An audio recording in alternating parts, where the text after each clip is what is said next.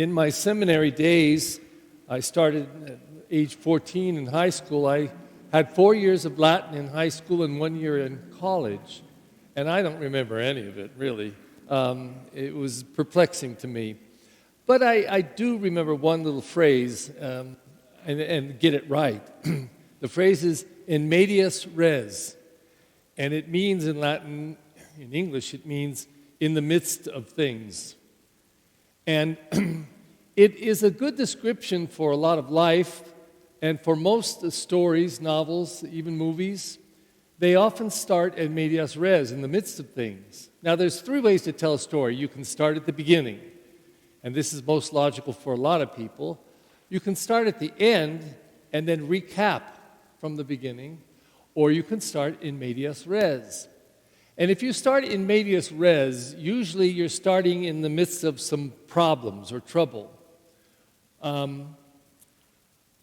For example, and it's a horrible example, forgive me, but what's happened in Monterey Park in this killing, this is in medias res. People came to celebrate the New Year for their Chinese custom. And by the end of the festival, you would expect that everybody would go home content, maybe a little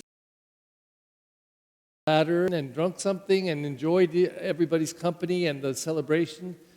But no, we go in medias res into this tragic, awful situation. The scriptures today are filled with in medias res. We get in Isaiah, it says, a people who were in darkness have seen a great light. And you might say, oh, well, then they've arrived. They have the great light. No, it's just beginning. And it never stops. You know, if we see the light, if we've seen the light, we are to walk in the light and share the light and give the light to others. In the second reading, we see when the light goes awry. Paul is writing to the Corinthians, a community that he began, and he will write them 2 letters. And in this letter, he says, what's going on with you guys? You should be of one mind and heart. Instead, you're all divided. And then he tells the gossip that he heard from Chloe. Says, I heard from Chloe that some of you are saying, I follow Paul, others Apollos, others Cephas, others Christ. And then he asks the question, is Christ divided? We should all be following Christ, and we should be of one mind and one heart in this. So he's describing a darkness of division, the community disintegrating right before his eyes, and he calls them back to that unity. And in the gospel, we see another in medias res. We see the quotation from Isaiah, a land that was in darkness has seen a great light. And of course, we're focusing on Jesus Christ, the light of the world, who's come into the world to bring light, to bring back humanity, to bring back love and kindness and forgiveness and justice, all those things that we should be living. And you might say, well, then Jesus came and we've arrived. No, it's just the beginning. At the previous Mass, we had 10 kids that are there every Sunday for the RCIA. They're all over age 7, so they don't just get baptized, they go through a preparation, 2 years. And at the end of that, on Easter Vigil, they receive all the sacraments of initiation because they're old enough to have some understanding of them, and they're formed, and this knowledge is shared with them, that they would be baptized and then have that faith confirmed, and also to receive the Eucharist. And in these 3 sacraments of initiation, they received them, but that's not the end.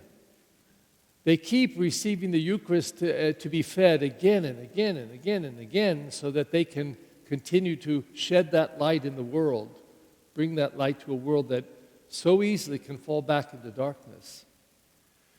And in that gospel, after Jesus has come and he's begun to proclaim the kingdom of God is at hand, he's heard that John the Baptist is in prison, and so he goes to work right away.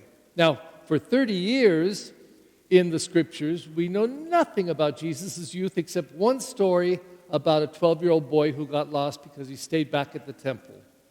That's the only story.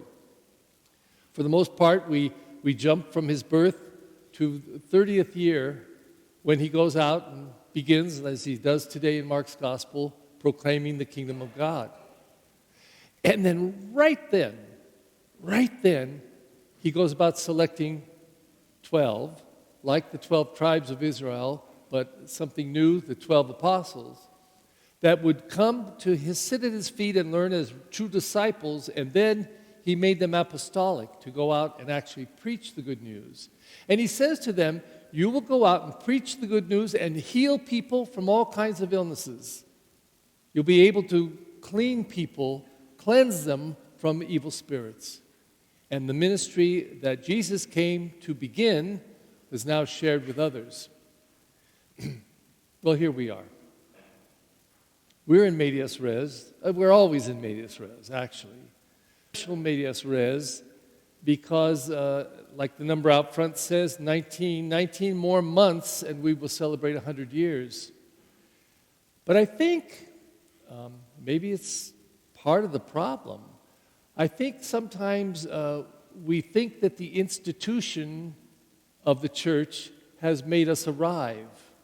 We put a whole bunch of things on the institution. One of the reasons I put in that list of things that I'll remind you about at the end of Mass again is the first thing I think it is domestic church, or one of them. Because I've come to believe deeply, I thought this years ago, but I've come to believe deeply now, that one of our big errors in the church was to institutionalize everything. We made the church the teacher and the catechist the teachers, and you had to send your kids to Catholic school or at least religious education so they could be taught by pros. But where they should be learning faith is in the domestic church. And I'm sure most do, at least the beginnings. And in most, I think, Filipino and Latino homes, I'm not sure, Anglos will have a cross and all, but in the Filipino and Latino households, I notice always an altar where several statues are there, and this is one of those holy places. And it's not like artwork, it's like a conglomeration of a lot of religious visual images for them. And certainly if the child sees that, and if they don't ask the question, they just hear it fall from the lips of mom and dad or someone in the family about that altar and those holy people, those holy things, the Virgin Mary and Jesus the Christ. So faith begins there and develops there, but then we say, or have said, yeah, but to really understand classes. I'm not knocking this. This is valuable. But it seems to me the best way would be to train parents, give them the tools so that they can form that faith strongly in the household. That's where it begins, and it should keep growing there. What happens when our faith becomes this? We have to go to church. Go inside church.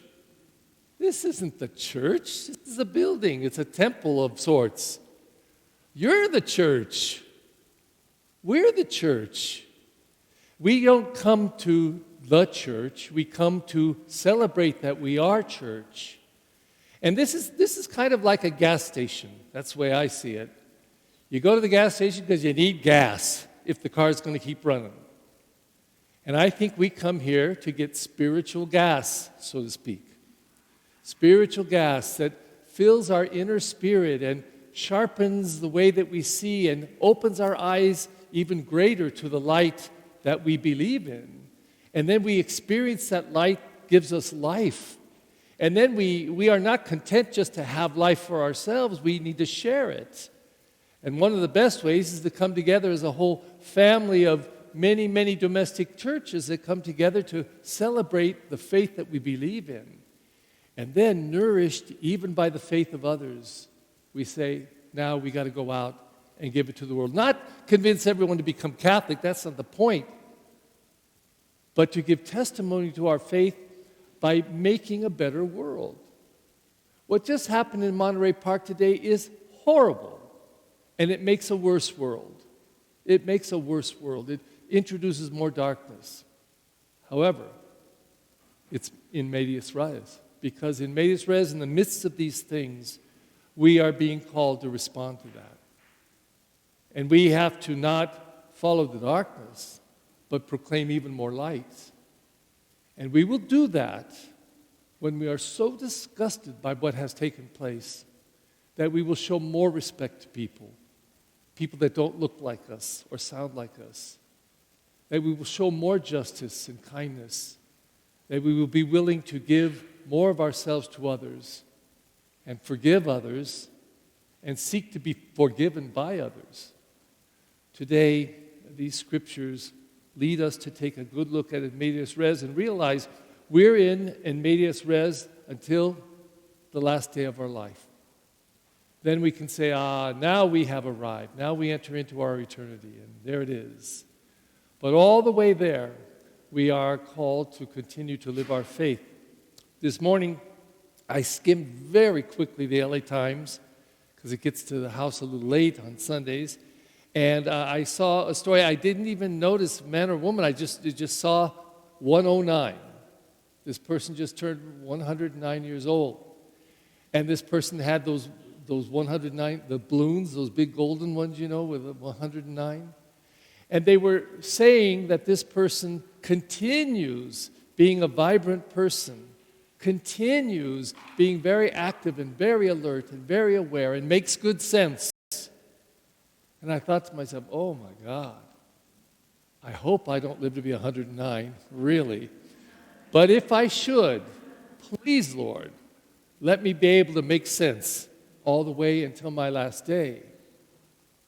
We are in medias res, and if we embrace that together and say that we can never stop growing, we'll never stop growing. We'll never stop becoming more.